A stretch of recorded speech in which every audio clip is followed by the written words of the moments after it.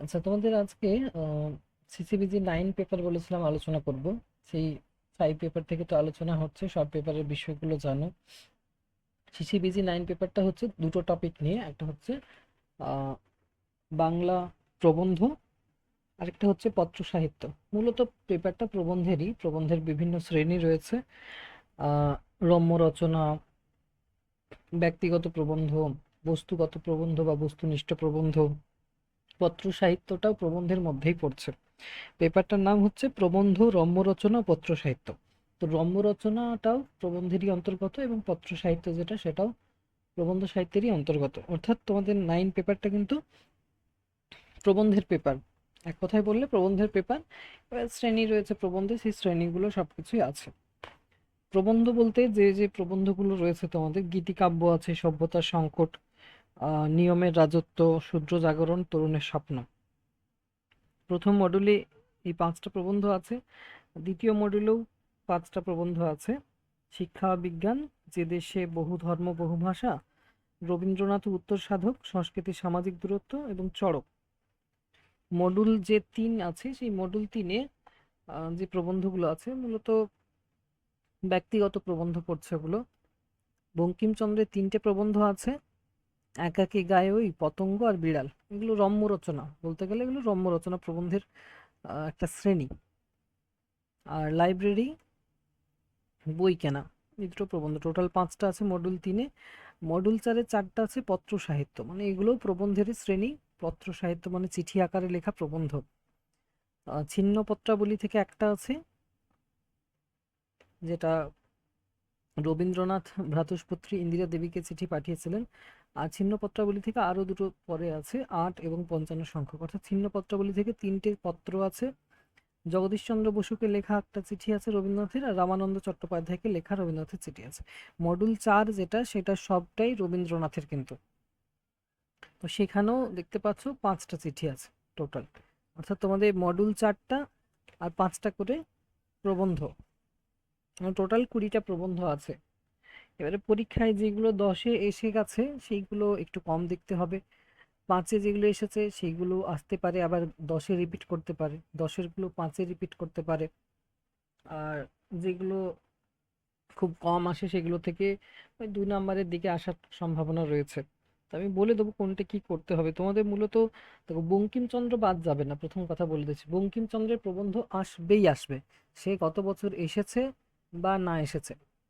বঙ্কিমচন্দ্র আর রবীন্দ্রনাথ, হ্যাঁ, এই দুজনের যে প্রবন্ধগুলো আছে সেগুলো রিপিটও হবে।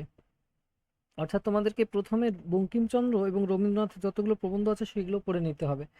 রবীন্দ্রনাথের পুরো মডিউল একটা আছে, যেটা 4 নম্বর মডিউল আছে। আর এছাড়াও রবীন্দ্রনাথের আরো প্রবন্ধ রয়েছে, দেখো। মডিউল 3-এ আছে লাইব্রেরি, আর মডিউল 1-এ আছে সভ্যতার সংকট। অর্থাৎ রবীন্দ্রনাথের ওখানে 5টা শেষের মডিউলে, তারপরে দুটো, 7টা প্রবন্ধ আছে রবীন্দ্রনাথের। বঙ্কিমচন্দ্রের কতগুলো প্রবন্ধ আছে? বঙ্কিমচন্দ্রের মডিউল 1-এ একটা প্রবন্ধ আছে, গীতিকাব্য। আর মডিউল 3-এ 3টে প্রবন্ধ আছে। টোটাল বঙ্কিমচন্দ্রের 4টা প্রবন্ধ আছে। যদিও শ্রেণী বিন্যাস করলে সেগুলো আলাদা আলাদা শ্রেণীতে যাবে। তবে বঙ্কিমচন্দ্রের 4টা আর রবীন্দ্রনাথের কটা বললাম, 7টা। এই 11টা প্রবন্ধ তোমাদেরকে ভালো করে করে নিলে কি হবে না, কমনটা বেশি পাবে, তারপরে বাকিগুলো করবে। তো দেখো, আজকে আহ,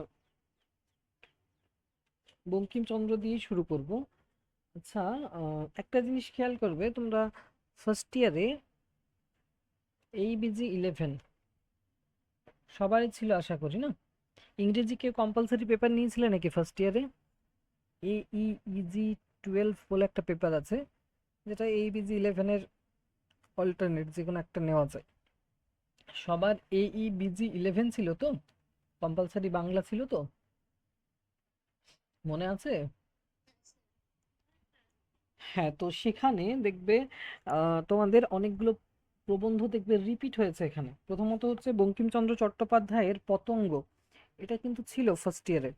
AEBG 11 পেপারে পতঙ্গ ছিল।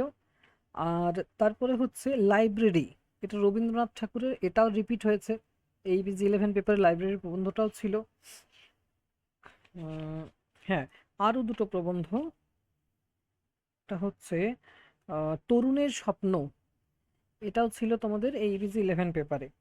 তার সঙ্গে স্বামী বিবেকানন্দের একটা প্রবন্ধ ছিল, ওটার মতোই একটা প্রবন্ধ আছে, শূদ্র জাগরণ।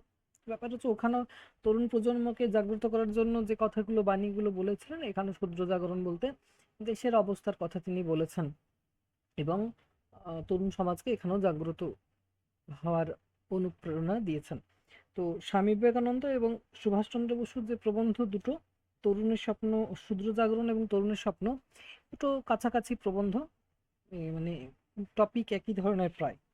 আর হচ্ছে বঙ্কিমচন্দ্রের কি বললাম না, পতঙ্গ, এটাও রিপিট হয়েছে বললাম, আর একটা বললাম লাইব্রেরি। তো এই প্রবন্ধগুলো আশা করি তোমাদের ধারণা আছে। পতঙ্গ প্রবন্ধটা আশা করি ধারণা আছে। আহ পতঙ্গ প্রবন্ধ পড়েছো কে কে বলো, মানে কার কার পড়া আছে? আচ্ছা, একজন পড়েছে। পড়া থাকলে ভালো হয়, টেক্সটটা যদি পড়া থাকে তাহলে আমাকে বিষয়বস্তু আলোচনা কম করতে হবে, আমি প্রশ্ন উত্তর নিয়ে আলোচনা করতে পারবো। আর যদি টেক্সটাই পড়া না থাকে তাহলে তো স্বাভাবিক। তোমাদের ফার্স্ট ইয়ারে তো ছিল, এগুলো তো পড়া থাকা উচিত।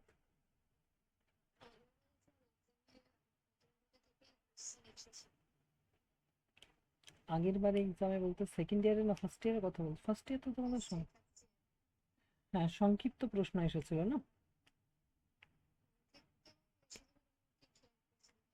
হুম।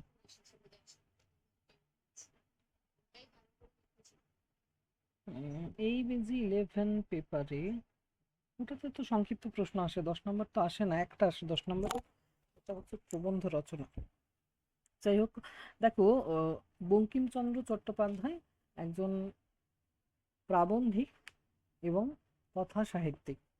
কথা সাহিত্যিক বলতে কোন কোন শাখাগুলোকে আমরা বলি কথা সাহিত্যে? কথা সাহিত্যের শাখা কোনগুলো, কোন দুটো নিয়ে কথা সাহিত্য বলা হয়? গল্প এবং উপন্যাস, দুটো নিয়ে আমরা বলি কথা সাহিত্য। আর যিনি শিল্পী, যিনি রচনা করেন গল্প উপন্যাস, তাকে কথা সাহিত্যিক বলা হয়। তাহলে বঙ্কিমচন্দ্র চট্টোপাধ্যায় একাধারে ছিলেন কথা শিল্পী বা কথা সাহিত্যিক, আর একাধারে ছিলেন প্রাবন্ধিক। আমরা জানি যে 1800 সালে বা ঊনবিংশ শতাব্দী থেকেই, 1800 সাল থেকে তো ঊনবিংশ শতাব্দী শুরু হচ্ছে, তো ঊনবিংশ শতাব্দী থেকে গদ্য ভাষার চল হয়েছে, মানে সাহিত্যে গদ্য ভাষার ব্যবহার। এর আগে 1800 সালের আগের যুগটাকে আমরা মধ্যযুগ বলবো, অর্থাৎ প্রাচীন যুগ এবং মধ্যযুগ বাংলা সাহিত্যে কাব্য নির্ভর ছিল, কাব্য কবিতাই লেখা হতো, সাহিত্যের মাধ্যম ওটাই ছিল। মানুষ কথা বলতো সাধু ভাষাতে, কিন্তু লেখালেখির ব্যাপার এলেই কবিতার আকারে লেখা হতো। দলিল পত্র, চিঠি, এই সব জিনিস যেগুলো ছিল এগুলো লেখা হতো গদ্য ভাষায়, কিন্তু সাহিত্য লেখা মানেই কাব্য কবিতা। তার জন্য খেয়াল করে দেখো, প্রাচীন যুগ মধ্যযুগে চর্যাপদ, বৈষ্ণব পদাবলী, চৈতন্য জীবনী কাব্য, অনুবাদ সাহিত্য, অন্নদা মঙ্গল, শাক্ত পদাবলী, মঙ্গল কাব্য, সবই কাব্য কবিতা। তাহলে গদ্য সাহিত্যের উদ্ভব কোথা থেকে হলো, কোন সময় থেকে হলো? ঊনবিংশ শতাব্দী থেকে, 1800 সাল থেকে ধরা হয়। ব্রিটিশরা তার আগে এসেছে আমাদের দেশে, এবং তাদের সূত্রেই গদ্য সাহিত্যের আমাদের সূচনা, কেননা খ্রিস্টান মিশনারিদের অবদান ছিল। তারাই প্রথম এটা উদ্যোগ নিয়েছিলেন যে আমরা গদ্য ভাষাতে বাইবেলকে অনুবাদ করব, এবং বাংলাতে অনুবাদ করে নিয়ে সবাইকে, মানে ধর্মান্তরিত করার একটা চেষ্টা ছিল হিন্দু মুসলিমদেরকে খ্রিস্ট ধর্মে। তো সেই সূত্র থেকে গদ্য ভাষার একটা চল হলো। এছাড়া ফোর্ট উইলিয়াম কলেজ 1800 সালে প্রতিষ্ঠা পেয়েছিল। ফোর্ট উইলিয়াম কলেজের উদ্দেশ্য কি ছিল জানো? ফোর্ট উইলিয়াম কলেজ কেন প্রতিষ্ঠা, মানে করা হয়েছিল, বা কেন ওটাকে চালু করা হয়েছিল কলকাতাতে? হুম,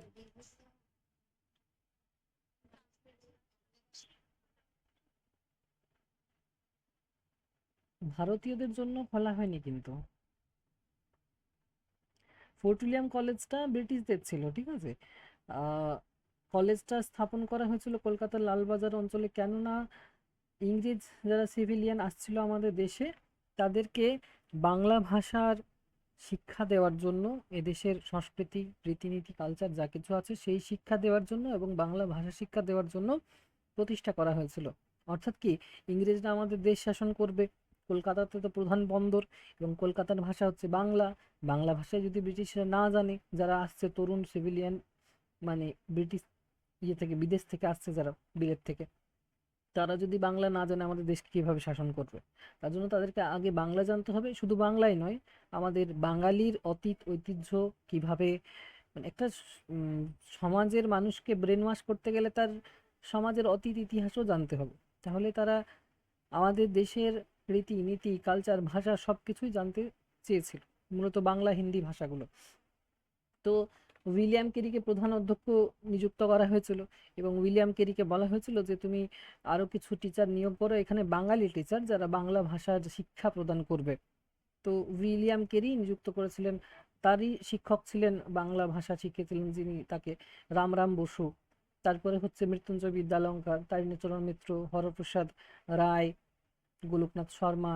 এনারা সবাই কি করলেন, এনাদেরকে প্রফেসর হিসেবে নিয়োগ করানো হলো, এবং তাদেরকে বলা হলো যে পুস্তক প্রণয়ন করো, মানে কিছু বই লেখো, যাতে স্পোকেন বাংলা শিখতে পারে আমাদের ব্রিটিশরা, মানে ইংরেজরা। যেরকম আমরা স্পোকেন ইংলিশ শিখি, স্পোকেন ইংলিশ শিখতে গেলে কি শেখায়, দেখবে কমিউনিকেশন করার জন্য কিছু ডায়লগস দেওয়া হয়, সংলাপ বা বিবৃতি যেটা বলি। একজন বলল হাই, একজন বলল hello, how are you, I am fine, এইভাবে দুজন কথা বলছে কমিউনিকেট করার জন্য, দেখবে এই জাতীয় কিছু স্ক্রিপ্ট দেওয়া হয় স্পোকেন ইংলিশ শেখানোর সময়। তো সেই রকমই স্পোকেন বাংলা শেখানোর জন্য উইলিয়াম কেরি নির্দেশ দিলেন যে কিছু পুস্তক প্রণয়ন করুন, কিছু বই লিখুন, যেগুলোতে আহ, ইংরেজরা বাংলা শিখতে পারবে। তাহলে বইগুলো বাংলায় লেখা হবে, ঠিক আছে, স্পোকেন বাংলা শিখবে তারা। তখন তারা ভাবছেন, যারা লেখক গোষ্ঠী এখানে, বাঙালি মূলত সবাই, তো তারা কিভাবে লিখবেন, গদ্য ভাষায় তো লিখতে হবে। এখানে তো সাহিত্য রচনার কথা বলা হচ্ছে না, এখানে বলছে কমিউনিকেশন স্কিলটাকে ঠিক করার জন্য কিভাবে বই লেখা হবে। তখন তারা কি করছেন, যে বিভিন্ন যে সংস্কৃত গ্রন্থগুলো রয়েছে, পঞ্চতন্ত্র, বিষ্ণু শর্মার যে গল্পের বই, হিতোপদেশ, বুঝতে পারছো, ইয়ে তোমার আহ বিদ্যাপতির লেখা বিভিন্ন যে ইয়েগুলো, তো সংস্কৃত যেসব গ্রন্থ ছিল, গল্প গ্রন্থ ছিল, সেইগুলোকে তারা বাংলাতে কনভার্ট করতে, মানে অনুবাদ করতে শুরু করলেন, এবং সংস্কৃত গদ্য চর্চা হতো। তো বাংলাতে গদ্য চর্চা ছিল না, তাহলে বাংলাতে সেই গদ্য ভাষায় তারা, মানে মুখের ভাষাতে, যেটা আমরা সেই সময় মানুষ কথা বলতো, সেই মৌখিক ভাষাতে অনুবাদ করলেন। সেই ভাষায় কোনো সাহিত্য লেখা তখন হতো না, তাদের নিজেদের অজান্তেই তারা একটা সাহিত্য সৃষ্টি করে ফেললেন, এবং সেই গদ্য ভাষার চল তখন থেকে হলো।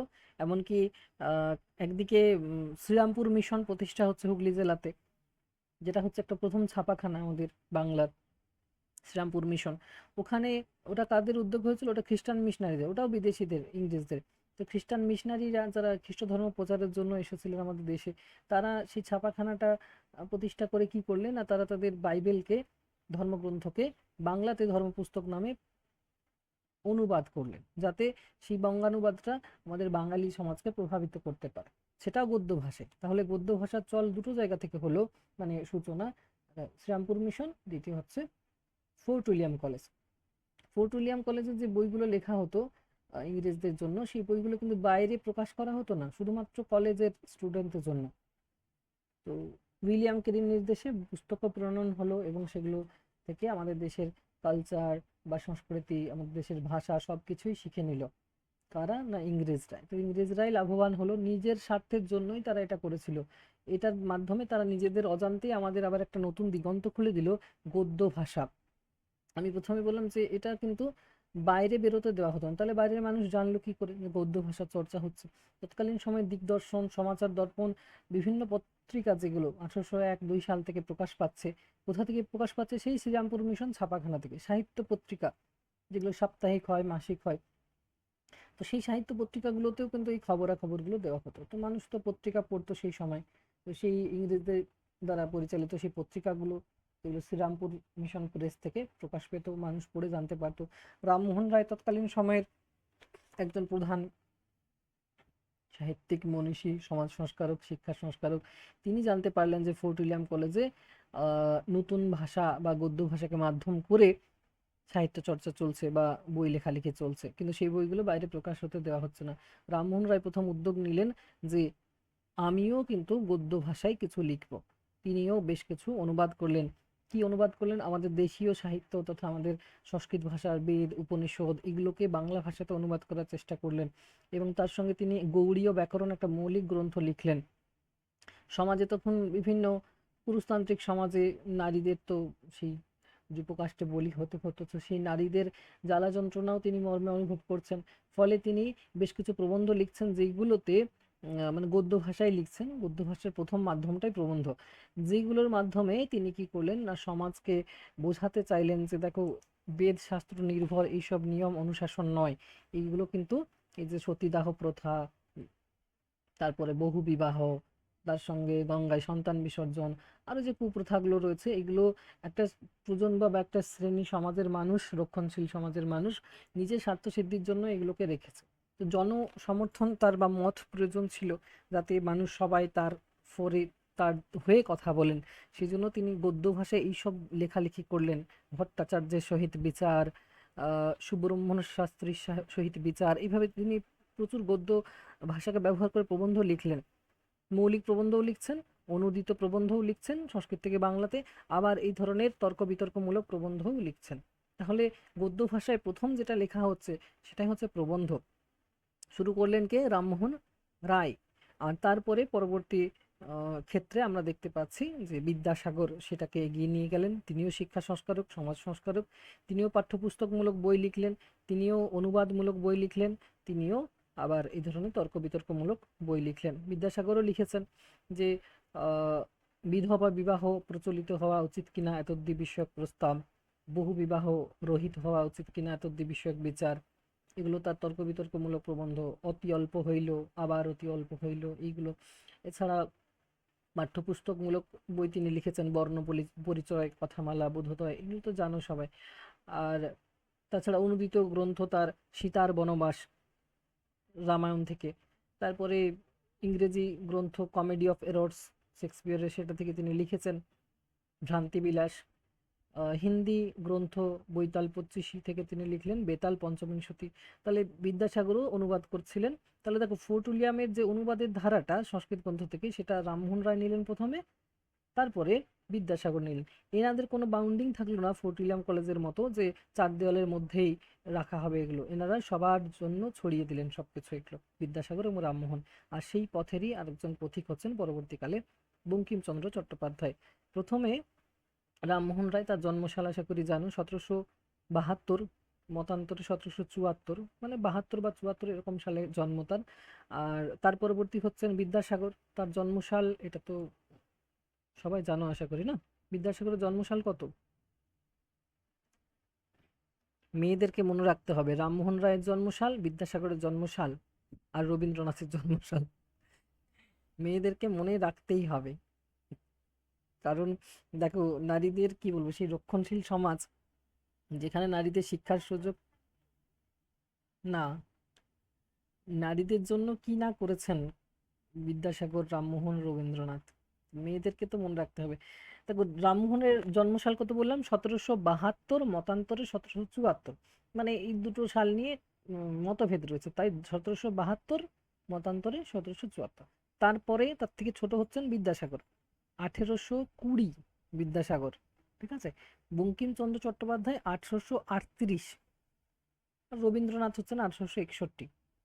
পরপর বলছি, এভাবে জন্মসালগুলো মনে রাখা অনেক সহজ মনে হয়, সাল মনে রাখা কঠিন। কিভাবে সহজ না, তোমাকে একটা করে 10 বছর করে ধরে রাখতে হবে। 10 বছর। বিদ্যাসাগরকে যদি বলি 1820, তাহলে 1822 সালে জন্ম হচ্ছে রামনারায়ণ তর্করত্ন, একজন নাট্যকার। 1822, তাহলে 1824 সালে জন্ম মাইকেল মধুসূদন দত্ত। 1824-এর পরে 30-এ চলে যাও দীনবন্ধু মিত্র, 30-এর পরে 38-এ চলে যাও বঙ্কিমচন্দ্র চট্টোপাধ্যায়, 38-এর পরে 40-এ চলে যাও আহ কালীপ্রসন্ন সিংহ। বিদ্যাসাগর তোমার রাম, এদের এদের মাঝে আরো অনেকজন আছে। প্রথমে তোমাকে কয়েকটা কি বলে ওগুলোকে, সেই মাইলস্টোনের মতো ঘাঁটি করে নিতে হবে, যে আমি এই সালে একে রাখবো। মানে নিজের পছন্দের প্রাবন্ধিক বা নাট্যকার তাদেরগুলো তুমি নামগুলো চয়ন করো যাদেরকে ভালো লাগে, যেমন ধরো নজরুল ইসলাম আর উম, জীবনানন্দ দাশ একই সালে জন্ম, 1899। তো এইভাবে আস্তে আস্তে ধারণা তৈরি হয়ে যাবে। সাল মনে রাখাটা কঠিন মনে হতো আমার, তার জন্য আমি ইতিহাসে অনার্স করলাম না, নইলে আমি ইতিহাসে আজকে অনার্স করতাম। ভালোই হয়েছে বাংলাতে অনার্স করেছি, কারণ ইতিহাসটা ওই সালের জন্য আমার একটা কেমন লাগতো যে সাল মনে রাখতে হবে, ইতিহাস মানেই সাল। কিন্তু সাল মনে রাখার যে কৌশল আছে বা সেটা কিছু ঐতিহাসিক ঘটনাবলীর প্রেক্ষিতে মনে থাকবে, সেই ধারণাটা ছিল না। আর সেই কনফিউশনটা ছিল বলেই আমি ইতিহাসটা নিলাম না। তো সেরকম বাংলাতে এসেও তো সাল তো, বাংলাতে তো আরো ইতিহাস বেশি বেশি মিশে আছে। তো মনে কিভাবে রাখবে, না একটা করে ওই যে বললাম মাইলস্টোন বা ঘাঁটির মতো কিছু করে নেবে। 1800 সাল, কি বললাম, ফোর্ট উইলিয়াম কলেজ আর শ্রীরামপুর মিশন দুটোই স্থাপিত হয়েছিল। ফোর্ট উইলিয়াম কলেজ কোথায় স্থাপিত হয়েছিল, কোন জায়গায়? ফোর্ট উইলিয়াম কলেজ কোথায় বললাম? ফোর্ট উইলিয়াম কলেজ শ্রীরামপুরে কি করে হবে? ফোর্ট উইলিয়াম কলেজ কলকাতাতে, লালবাজার অঞ্চল।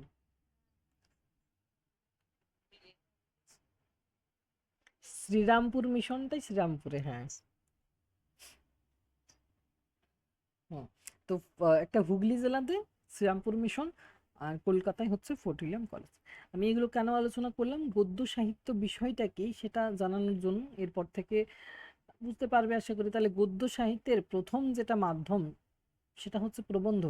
প্রাচীন যুগ মধ্যযুগ পর্যন্ত কাব্য কবিতাই ছিল। 1800 সাল থেকে অর্থাৎ ঊনবিংশ শতাব্দী থেকে শুরু হলো গদ্য সাহিত্যের, মানে সূচনা ঘটলো। এবং প্রথম যেটা লেখা হচ্ছে গদ্য ভাষাতে সেটাই হচ্ছে প্রবন্ধ।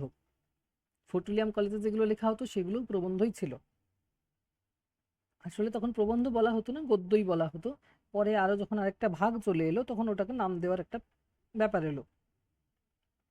অর্থাৎ কি, এখন আমাদের 5G টেকনোলজি চলছে, 6G বলে তো কিছু নেই এখন।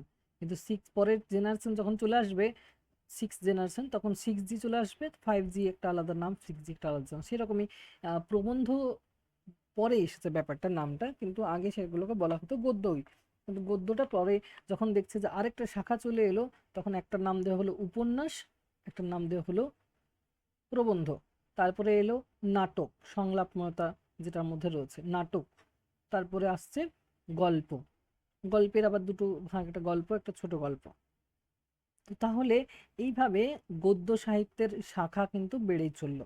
তাহলে গদ্য সাহিত্যের শাখা বলতে এখন কি কি পাচ্ছি আমরা, প্রবন্ধ, উপন্যাস, নাটক, গল্প।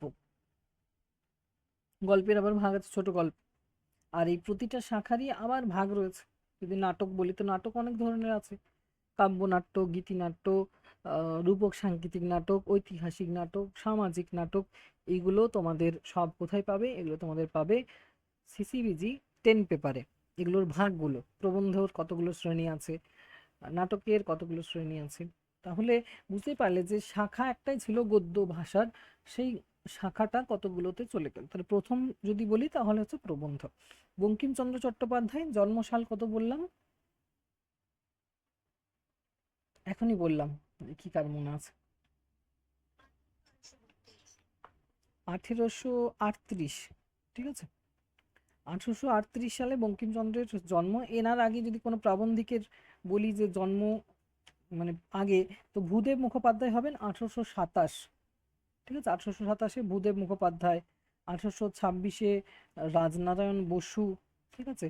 আর 1814-তে প্যারীচাঁদ মিত্র। তো এনারা বঙ্কিমচন্দ্রের আগে। আর তার সাথে যদি বিদ্যাসাগর রামমোহনকে ধরি, তারাও আগে বঙ্কিমচন্দ্রের। তো বঙ্কিমচন্দ্র প্রবন্ধ লেখা শুরু করছেন, অনুপ্রেরণা পাচ্ছেন এনাদের কাছ থেকে, রামমোহনের কাছ থেকে, বিদ্যাসাগরের কাছ থেকে, আহ রাজনারায়ণ বসুর কাছ থেকে, প্যারীচাঁদ মিত্রের কাছ থেকে, এনারা অগ্রজ এনার থেকে। তাহলে বঙ্কিমচন্দ্রের জন্মসাল 1838, মৃত্যুসাল হচ্ছে 1894। 24 পরগনা জেলার, তখন 24 পরগনা ভাগ ছিল না উত্তর দক্ষিণ বলে, 24 পরগনাই ছিল। 24 পরগনা জেলার কাঁঠালপাড়া গ্রামে আহ সমৃদ্ধ সম্ভ্রান্ত ব্রাহ্মণ পরিবারে জন্মগ্রহণ করেছিলেন বঙ্কিমচন্দ্র চট্টোপাধ্যায়। 1838 সালের 26শে জুন তার পিতার নাম হচ্ছে যাদবচন্দ্র চট্টোপাধ্যায়, মাতার নাম হচ্ছে দুর্গা দেবী। বঙ্কিমচন্দ্র তাদের তৃতীয় সন্তান বা পুত্র ছিলেন। আর বঙ্কিমচন্দ্রের আরেকজন ভাই নাম হচ্ছে সঞ্জীব চন্দ্র চট্টোপাধ্যায়, নাম শুনেছ আশা করি। সঞ্জীব চন্দ্র চট্টোপাধ্যায়, তার একটা লেখা স্কুল লাইফে ওল্ড সিলেবাসে যদি পড়েছো তাহলে পেয়ে থাকবে, পালামো ভ্রমণ। পালামো গ্রন্থের তার লেখা পালামো ভ্রমণ, পালকিতে করে পালামো ভ্রমণ করছেন। তো সেটা নিয়েই মানে সেটাই তার শ্রেষ্ঠ রচনা সঞ্জীব চন্দ্র চট্টোপাধ্যায়ের, বঙ্কিম সহোদর। তো একটা সম্ভ্রান্ত পরিবার, সচ্ছল পরিবারে ছিলেন, কেননা বঙ্কিমচন্দ্রের পিতা ছিলেন ডেপুটি কালেক্টর। যাদবচন্দ্র চট্টোপাধ্যায় তিনি ছিলেন ডেপুটি কালেক্টর। তো বঙ্কিমচন্দ্রের প্রাথমিক শিক্ষা বাড়ি থেকেই শুরু হয়, এবং তার পিতা যেখানে যেখানে যেতেন বদলি হতো, সেখানে সেখানে নিয়ে যেতেন। বঙ্কিমচন্দ্রকে একসময় মেদিনীপুর নিয়ে যান, সেখানে ইংলিশ মিডিয়াম স্কুলে ভর্তি করেছিলেন। তারপরে বঙ্কিমচন্দ্র হুগলি জেলাতে পড়াশোনা করেছেন। পরবর্তীকালে মানে কৃতি ছাত্র ছিলেন বঙ্কিমচন্দ্র। 1854-56 সালে তিনি বৃত্তি লাভ করেছিলেন। তারপরে আইন পড়াশোনা করেছেন, আইন নিয়ে প্রেসিডেন্সি কলেজ থেকে। তারপরে 1857 সালে যখন মহাবিদ্রোহ, সিপাহী বিদ্রোহ, সেই বছর জানুয়ারি মাসে কলকাতা বিশ্ববিদ্যালয় স্থাপিত হয়েছিল, এবং বঙ্কিমচন্দ্র মানে আইন পড়া ছেড়ে দিয়ে এই নতুন প্রতিষ্ঠিত বিশ্ববিদ্যালয়ে বিএ পাশ করেছিলেন। তারপরে 6ই আগস্ট এই বছরই ডেপুটি ম্যাজিস্ট্রেট এবং ডেপুটি কালেক্টর এই দুটো পদে নিযুক্ত হয়েছিলেন। পিতার মতোই, পিতাও যাদবচন্দ্র চট্টোপাধ্যায় ছিলেন ডেপুটি কালেক্টর, বঙ্কিমচন্দ্রও হলেন ডেপুটি কালেক্টর, তার সঙ্গে ডেপুটি ম্যাজিস্ট্রেট। ইংরেজ শাসন ছিল তখন, ব্রিটিশদের অধীনেই সরকারি চাকরি পেয়েছিলেন বঙ্কিমচন্দ্র চট্টোপাধ্যায়, এবং সেই সূত্রেই তার বিভিন্ন জায়গায় যাওয়া আসা। একসময় তিনি মুর্শিদাবাদ, বহরমপুরে কাজের সূত্রে গিয়েছিলেন। ওখানে দীনবন্ধু মিত্রের সঙ্গে, নাট্যকার দীনবন্ধু মিত্র আশা করি চেনো, নীলদর্পণ নাটকের রচয়িতা, তার সঙ্গে সাক্ষাৎ হয়। একটা তাদের সভা বস্তু, মানে সব ইয়েদেরকে নিয়ে, মানে শিল্পীদেরকে নিয়ে। তো বঙ্কিমচন্দ্র আর দীনবন্ধু মিত্র তারা তো সমসাময়িক, তারা একসঙ্গে মানে বন্ধুর মতোই সময় কাটিয়েছেন। এমনকি দীনবন্ধুকে নিয়ে বঙ্কিমচন্দ্র একটা প্রবন্ধও লিখেছেন, পরে সেই ব্যাপারে আসছি। তো ঈশ্বর গুপ্তের সম্পাদিত একটা পত্রিকা সংবাদ প্রভাকর। ঈশ্বর গুপ্ত একজন কবি, যুগ সন্ধিক্ষণের কবি বলা হয় তাকে, মধ্যযুগ এবং আধুনিক যুগের সন্ধিক্ষণে যেহেতু তার আবির্ভাব। তো ঈশ্বর গুপ্তেরই সম্পাদিত পত্রিকা সংবাদ প্রভাকর, আরেকটা হচ্ছে সংবাদ সাধুরঞ্জন। এইগুলোতে বঙ্কিমচন্দ্র প্রথমে গদ্য পদ্য লিখতেন। কখন না, যখন হুগলি জেলাতে তিনি কলেজে পড়তেন তখন। তো তারপরে তিনি আহ, একটা কাব্য লিখেছিলেন বঙ্কিমচন্দ্র, ললিতা পুরাকালিক গল্প তথা মানুষ।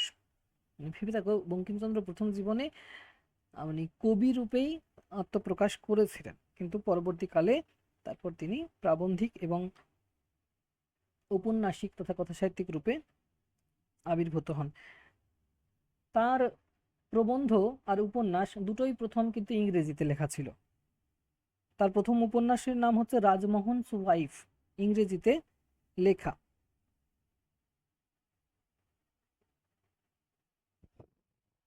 হ্যাঁ, আর বঙ্কিমচন্দ্র সম্পাদিত একটা পত্রিকা নিজে সম্পাদনা করলেন। যখন বহরমপুর মুর্শিদাবাদ থেকে ফিরে এলেন কলকাতাতে, তখন তার বন্ধু এবং শিল্পী যারা ছিল, কবি শিল্পী বা সাহিত্যিক নাট্যকার, সবাইকে নিয়ে ভেবেছিলেন যে তাদের নিয়ে একটা পত্রিকা প্রকাশ করব।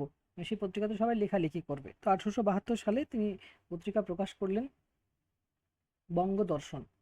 এগুলো নিয়ে আমি ডকুমেন্টারি ভিডিও বানিয়েছি ইউটিউবে দুটো, তো আমাদের পাঠিয়ে দেবো, একটু দেখে নিও। মানে বঙ্কিমচন্দ্র টোটাল হয়ে যাবে তাহলে প্রাবন্ধিক এবং ঔপন্যাসিক হিসেবে। তো বঙ্কিমচন্দ্রের প্রবন্ধের তালিকা যদি বলি, হ্যাঁ, আরেকটা প্রথম উপন্যাস তো বললাম ইংরেজি ভাষায়, রাজমোহনস ওয়াইফ। আর এরপরে উপন্যাসগুলো সবাই জানো বঙ্কিমচন্দ্রের। নাম বলতে পারবে বঙ্কিমচন্দ্রের উপন্যাসের?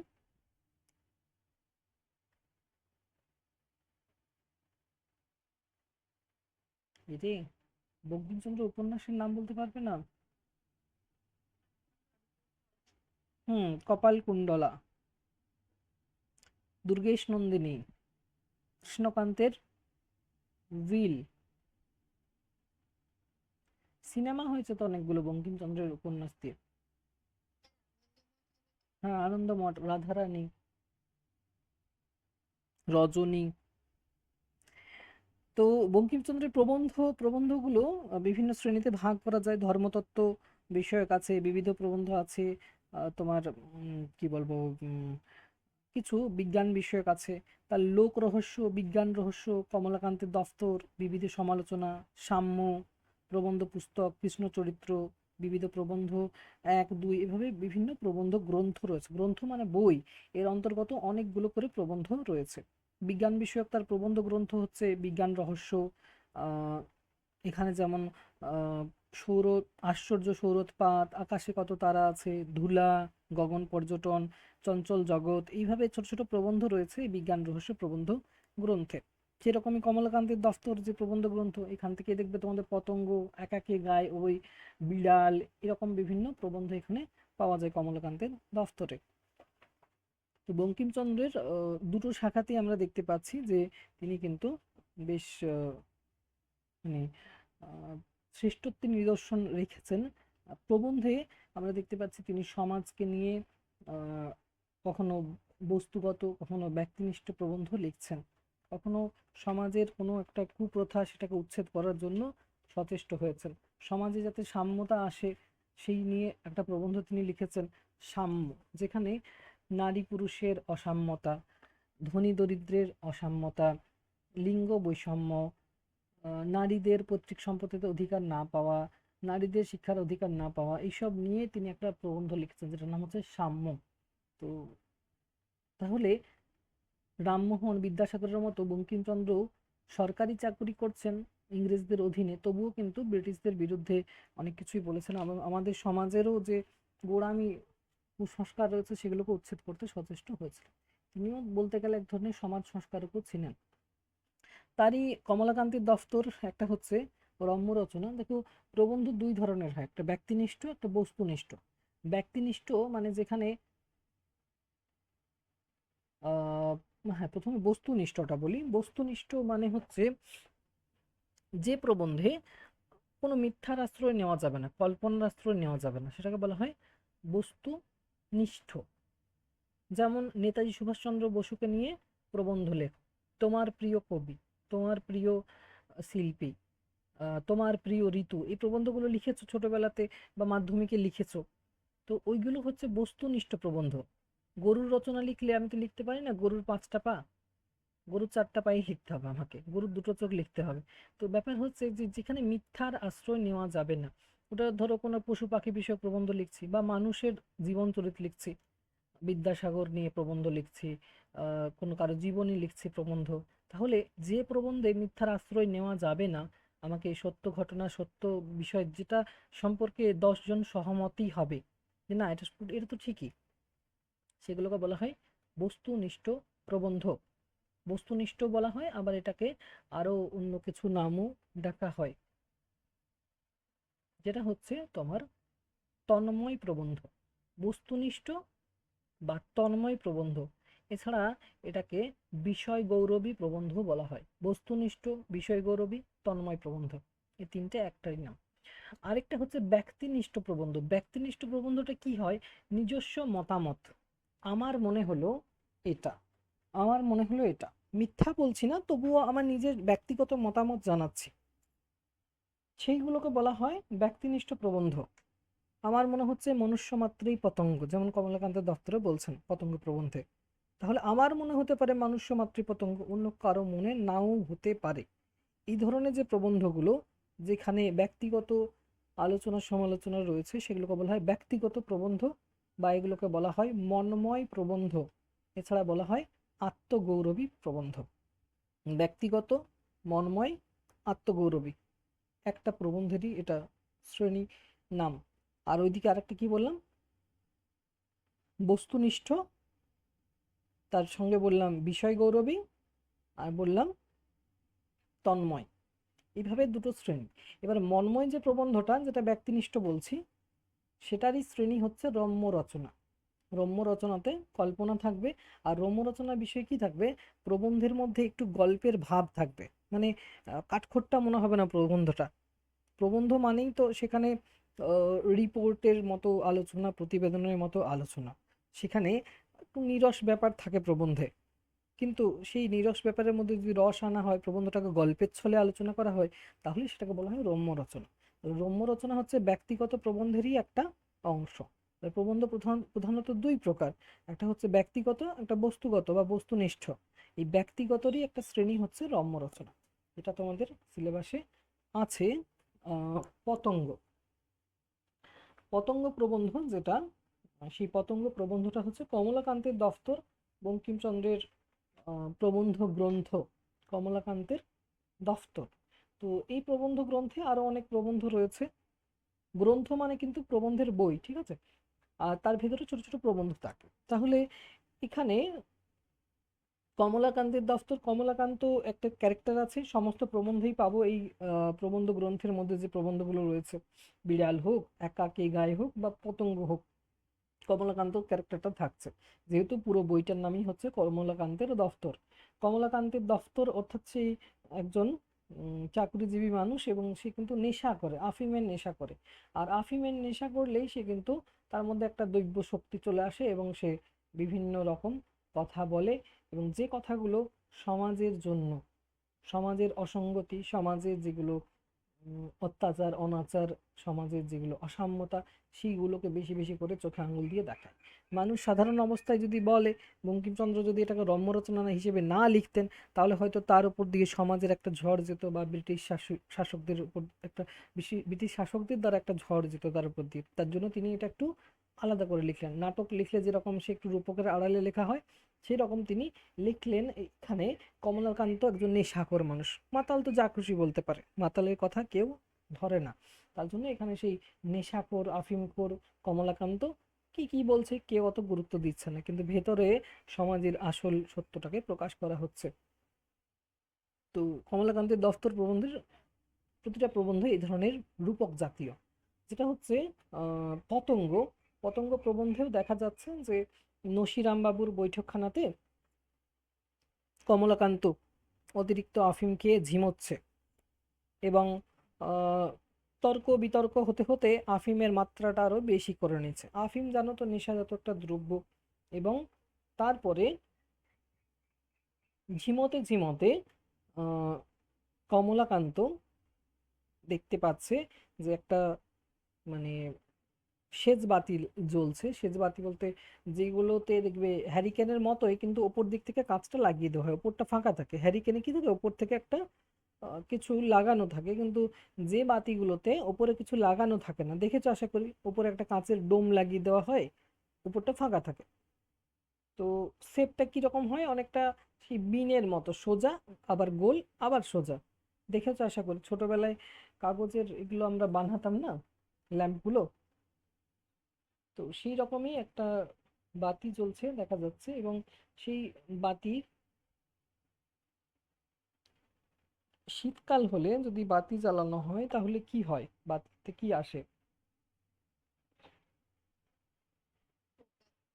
পোকা ছুটে ছুটে আসে দেখবে। আর এই কাঁচের যদি এরকম সেই সেচ বাতিগুলো থাকে, বা এই যে ডোম লাগানো বাতিগুলো থাকে, তাহলে সেই বাতিতে এসে ধাক্কা খায়।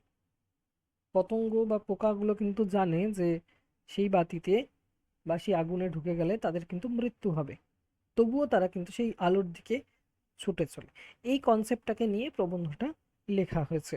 তো দেখা যাচ্ছে এখানে নেশা করেছে ঝিমোতে ঝিমোতে, সেই কমলাকান্ত দেখতে পাচ্ছে পাখিগুলো, মানে ওই পোকাগুলো চোঁচো বোঁ বোঁ করে আসছে, এবং তাদের ভাষা বোঝার চেষ্টা করছে কমলাকান্ত, যে কি বলতে চাইছে, চোঁচো বোঁ বোঁ আওয়াজ করছে, আবার আগুনের দিকে ছুটছে। কিছুক্ষণ কান পেতে শুনলো, এবং সে মনে মনে পতঙ্গকে বলছে, তুমি তুমি কি ও চোঁ বোঁ করিয়া, তুমি কি ও চোঁ বোঁ করিয়া বলিতেছ, আমি কিছু বুঝিতে পারিতেছি না। তখন হঠাৎ আফিম প্রসাদত দিব্য কর্ণ প্রাপ্ত হইলাম।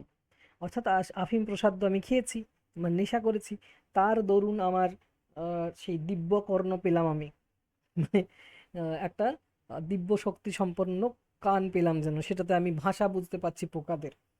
শুনিলাম পতঙ্গ বলিল, আমি আলোর সঙ্গে কথা কইতেছি, তুমি চুপ করো। আমি তখন চুপ করিয়া পতঙ্গের কথা শুনিতে লাগিলাম। পতঙ্গ বলিতেছে। এরপর থেকে পোকাটা বলে গেল এবং পতঙ্গ তোমার কমলাকান্ত শুনে যাচ্ছে। পোকা কি বলছে? তাকে বলছে না, ওই আলোটাকে বলছে যে ল্যাম্পটা সেই তোমার জ্বলছে। তখনকার দিনে তো ইলেকট্রিসিটি ছিল না, ওই সেচবাতি বা হ্যারিকেন এগুলোই জ্বলতো।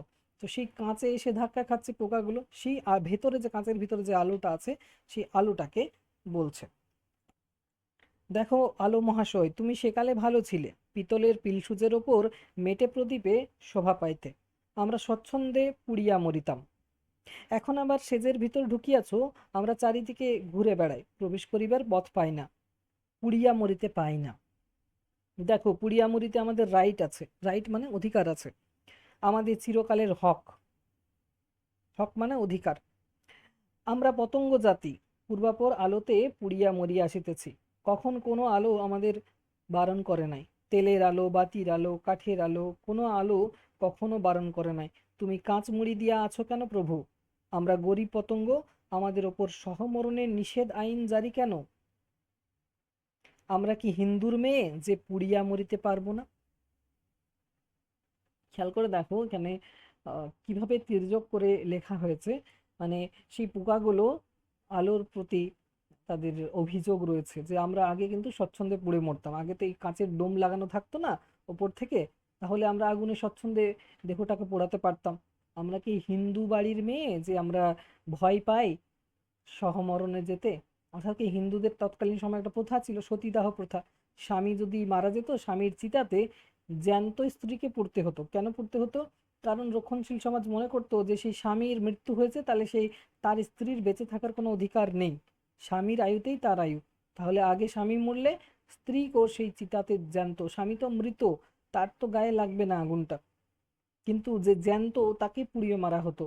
আবার ঢাক ঢোল বাজানো হতো সেই সময়, যাগযজ্ঞর মতন একটা অনুষ্ঠান। তো বুঝতেই পারছো তাহলে সেই গোঁড়া রক্ষণশীল হিন্দু সমাজ কেমন ছিল, সেটাকেই তির্যক ভাবে সেই যেন বাঁকা উক্তি করছেন এখানে কমলাকান্ত। বঙ্কিমচন্দ্র তো করতে পারবেন না সরাসরি, না? রক্ষণশীল সমাজ আছে তৎকালীন সময়, তাদের দ্বারা তো তিনিও কি বলবো, তাকেও তার উপর দিয়ে তো ঝড় যেতে পারে সমাজের, রক্ষণশীল সমাজের মানুষের। তার জন্য এখানে নেশাখোর মানুষকে তিনি চয়ন করেছেন এই ঘটনাটাকে উপস্থাপন করার জন্য। আর প্রথমেই বলেছে যে দিব্যকর্ণ প্রাপ্ত হইলাম, আফিম খেয়েছে। নেশাখোর মাতাল মানুষ তো যা খুশি তাই বলতে পারে। তো তাহলে এখানে কমলাকান্ত দেখতে পাচ্ছে যে পোকাগুলো এরকম বলছে আলোটাকে, কেননা এখানে কটাক্ষ করা হচ্ছে হিন্দু সমাজের সেই রক্ষণশীল সেই গুণামিকে। অর্থাৎ কি, পোকারা ভয় পায় না আগুনে পুড়ে মরতে, ভয় পায় নারী, সেই ও, কি বলবো, রক্ষণশীল সমাজের নারীরা। স্বাভাবিক, মানুষ তো ভয় পাবেই। তো এখানে যেন সেই রক্ষণশীল সমাজের মানুষদেরকে আক্রমণ করা হয়েছে কথাটির দ্বারা। দেখো, হিন্দুদের মেয়ের সঙ্গে আমাদের অনেক প্রভেদ। হিন্দুর মেয়েরা আশা ভরসা থাকিতে কখনো পুড়িয়া মরিতে চাহে না, আগে বিধবা হয় তবে পুড়িয়া মরিতে বসে। আমরাই কেবল সকল সময়ে আত্মবিসর্জনে ইচ্ছুক, আমাদের সঙ্গে স্ত্রী জাতির তুলনা। তারপর এখানেও সেই যেন কটাক্ষ করা হচ্ছে। আমাদিগের ন্যায় স্ত্রী জাতীয় রূপের শিখায় জ্বলিতে দেখিলে ঝাঁপ দিয়া পড়ে বটে, ফল এক আমরাও পুড়িয়া মরি তাহারাও পুড়িয়া মরে। রূপের শিখায়, অর্থাৎ আরো আগুনের কথা বলা হচ্ছে, সেগুলো পরে বলছি। কিন্তু দেখো, সেই দাহতে তাদের সুখ, তাদের তাদের কি সুখ? আমরা কেবল পুড়িবার জন্য পুড়ি, মরিবার জন্য মরি, স্ত্রী জাতিতে পারে, তবে আমাদের সঙ্গে তাহাদের তুলনা কেন? শুনো, যদি জ্বলন্ত রূপে শরীর না ঢালিলাম তবে এই শরীর কেন? অন্য জীবে কিভাবে তাহা বলিতে পারি না, কিন্তু আমরা পতঙ্গ জাতি, আমরা ভাবিয়া পাই না কেন এ শরীর লইয়া কি করিব। নিত্য নিত্য কুসুমের মধু চুম্বন করি, নিত্য নিত্য বিশ্ব প্রফুল্লকর সূর্য কিরণে বিচরণ করি, তাহাতে কি সুখ? ফুলের সেই একই গন্ধ, মধুর সেই একই প্রকার প্রতিভা, এমন অসার পুরাতন বৈচিত্র্যশূন্য জগতে থাকতে আছে। কাঁচের বাহিরে আইসো, জ্বলন্ত রূপ শিখায় গা ঢালিব।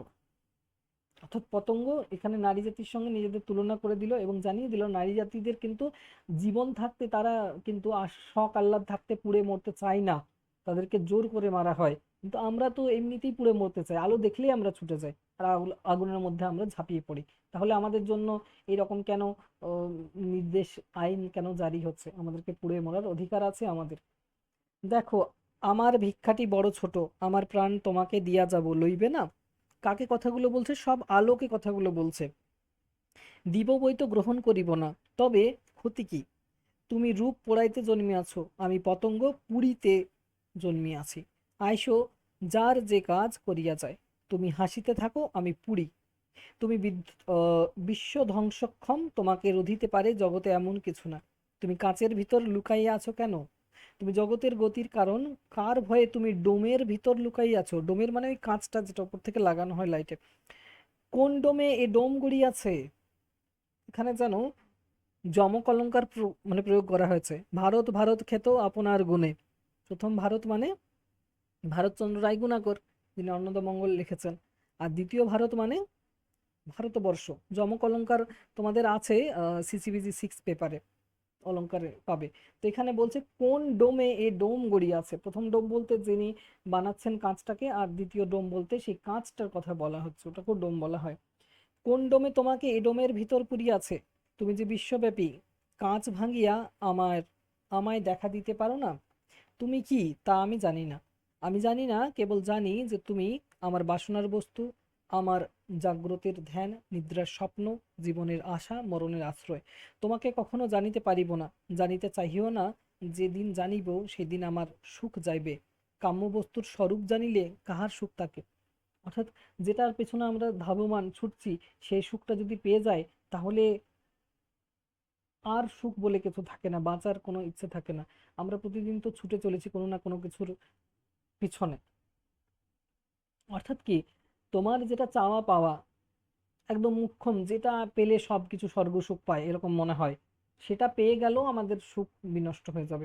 একটা যদি আহ মানুষ, তার আশা আছে যে আমার আজকে যদি 10 কোটি টাকা দিয়ে দেয় বা 50 কোটি টাকা দিয়ে দেয়, আমার জীবনে সব সব সুখ, সব আহ্লাদ পূর্ণ হয়ে যাবে। তাকে 50 কোটি টাকা দিয়ে দেওয়া হলো, যে অর্থটা উপার্জন করতে তার সারা জীবন লাগতো, যেটার জন্য সে সারা জীবন একটা দৈনন্দিন জীবনে একটা যেটা কাজ থাকে, একটা সার্কেল থাকে, সকালে উঠলাম, অফিসে গেলাম, বিকেলে এলাম, এই যে সার্কেলটা এটা ভেঙে গেল।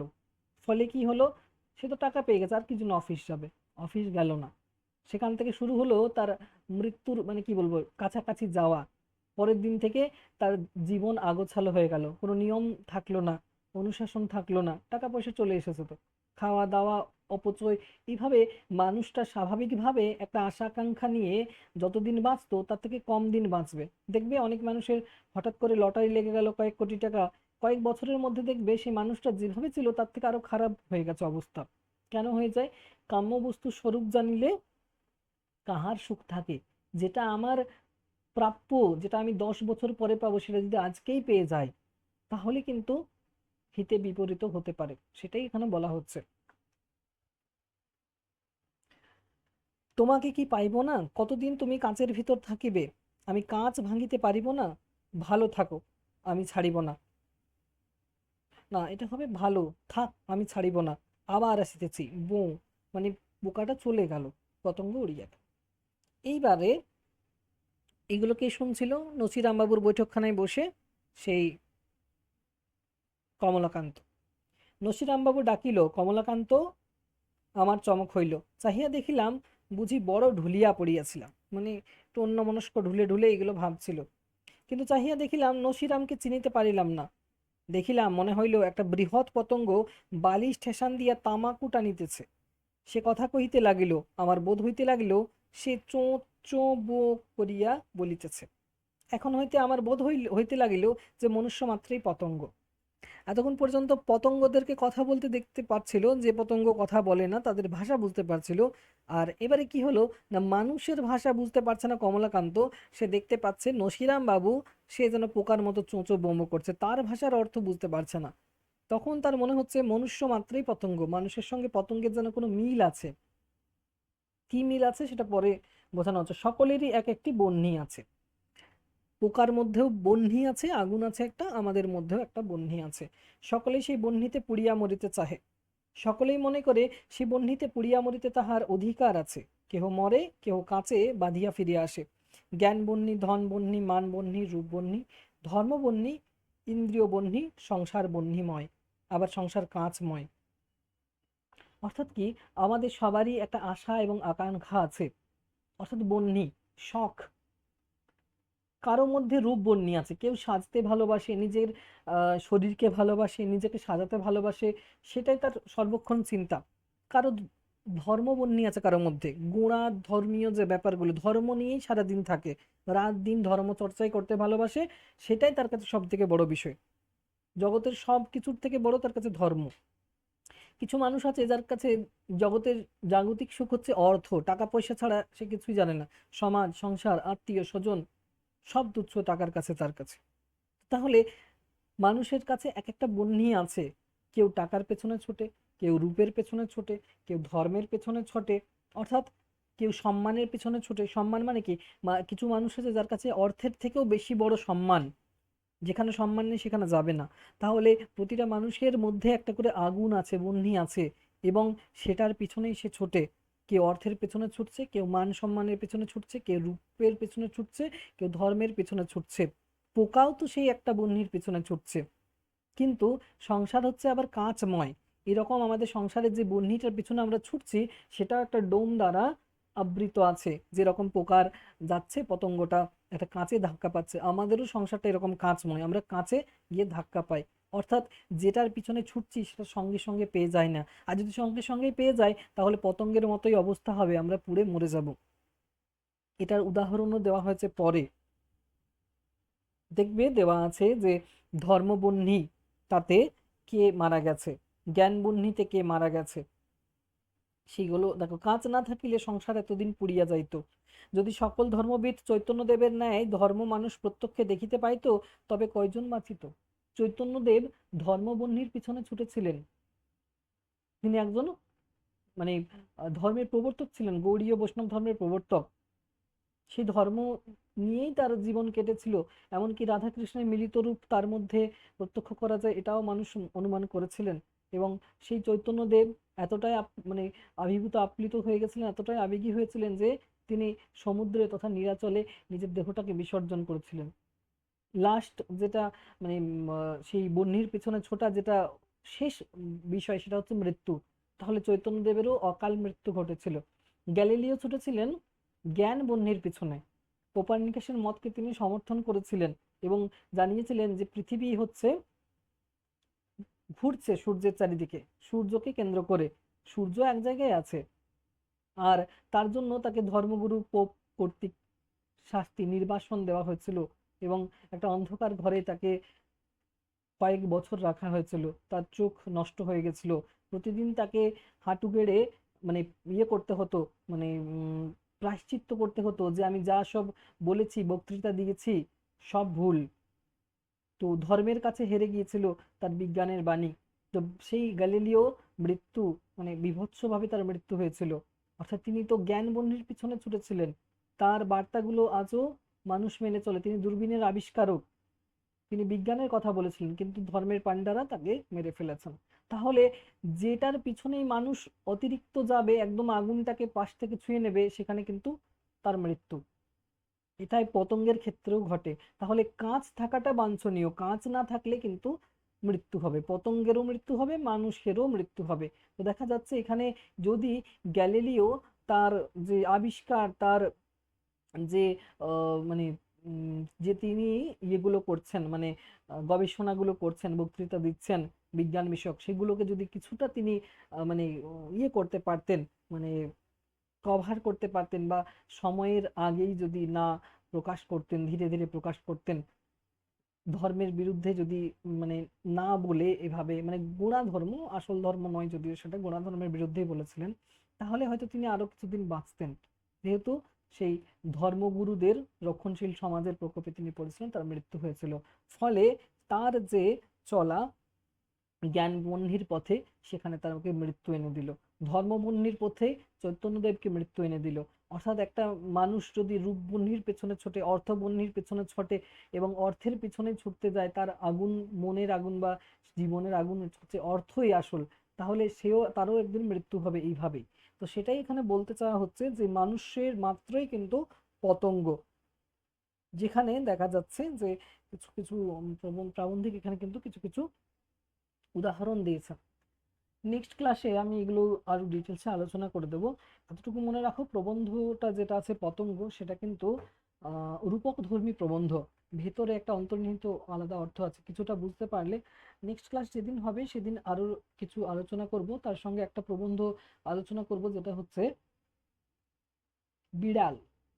বিড়ালটাও বেশ সুন্দর প্রবন্ধ, ওটা ওর মধ্যেও রূপকতা আছে। এখানে যতগুলো প্রবন্ধ আছে বঙ্কিমচন্দ্র কমলাকান্তের দফতরে সবগুলোই কিন্তু রূপক ধর্মী, ভেতরে একটা আলাদা অর্থ আছে। তো প্রবন্ধগুলো পড়বে। আমাদের দেখো বিষয় কি হচ্ছে যে গল্প, উপন্যাস, কবিতা, নাটক সবই পড়ি, জীবনে বেশি কাজে লাগবে প্রবন্ধ, শেখার আছে অনেক কিছু। চেষ্টা করবে প্রবন্ধগুলোকে সেইভাবে পড়ার। প্রবন্ধতে আমাদের জীবনে কিন্তু অনেক শিক্ষা দেয়। গল্প উপন্যাস জাস্ট আমরা রসোপলব্ধির জন্য পড়ি, সিনেমা দেখি যেরকম সেরকম, কিন্তু এই প্রবন্ধগুলোতে কিন্তু অনেক কিছু জানার আছে, মূলত রম্য রচনা এবং যেগুলো হচ্ছে বস্তুনিষ্ঠ প্রবন্ধ। বস্তুনিষ্ঠ প্রবন্ধ তো যেগুলো বিজ্ঞানের বিষয়, বিজ্ঞানের আলোচনা, সেগুলো এক একটা প্রবন্ধ, বস্তুনিষ্ঠ প্রবন্ধ। তাহলে প্রবন্ধ হচ্ছে সাহিত্যের সব থেকে মানে বাস্তব এবং শক্তিশালী মাধ্যম, যেখানে কল্পনা নেই সেরকম, যেখানে পুরোটাই বাস্তব। এখানেও বাস্তবকে নিয়েই কিন্তু একটু রূপকের আড়ালে প্রকাশ করা হয়েছে। ঠিক আছে, আজকে এ পর্যন্তই থাক। নেক্সট ক্লাসে তোমাদের 10th পেপার আলোচনা করব, সাহিত্যের স্বরূপ মানে যেগুলো রূপরীতি আছে, ভাগ আছে, সেগুলো। ক্লাসটা অ্যাবসেন্ট করো না, আর লিঙ্ক দেওয়ার সঙ্গে সঙ্গে জয়েন করবে, ঠিক আছে? কারণ এখন 1 ঘন্টা 10 মিনিট 15 মিনিট করে ক্লাস করাতে পারছি, কেননা এমনিতে আমি 1.5 ঘন্টা 2 ঘন্টা করে ক্লাস করে আপাতত।